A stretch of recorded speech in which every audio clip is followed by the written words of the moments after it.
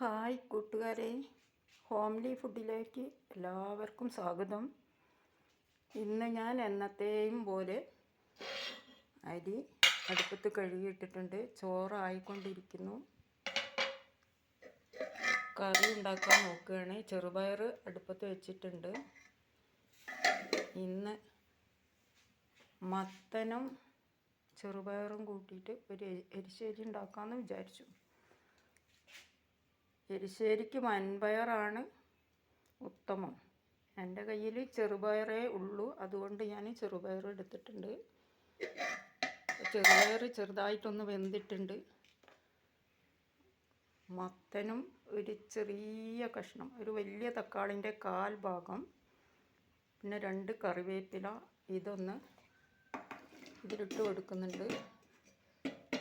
ചെറുപയറിൻ്റെ അകത്ത് ചെറുപയർ കൂടുതലും മത്തൻ കുറവാണ് വേണ്ടത്, എന്നാലേ കറിക്ക് നല്ല രുചി ഉണ്ടാവുള്ളൂ. ഒന്ന് ഇളക്കി കൊടുക്കാം. ഇനി നമുക്ക് മഞ്ഞൾപ്പൊടി, മുളക് പൊടി, കല്ലുപ്പ് ഇതും കൂടി ഒന്നിട്ട് കൊടുക്കാം. അതിന് ശേഷം ഒന്ന് ഇളക്കി വെക്കാം. 2 കറിവേപ്പില തണ്ടും കൂടി ഇട്ടിട്ടുണ്ട്. ഇനി അത് നന്നായിട്ട് വേവട്ടെ. ഇനി ഇതിലേക്ക് ഒരു 1/4 മുറി തേങ്ങയും 2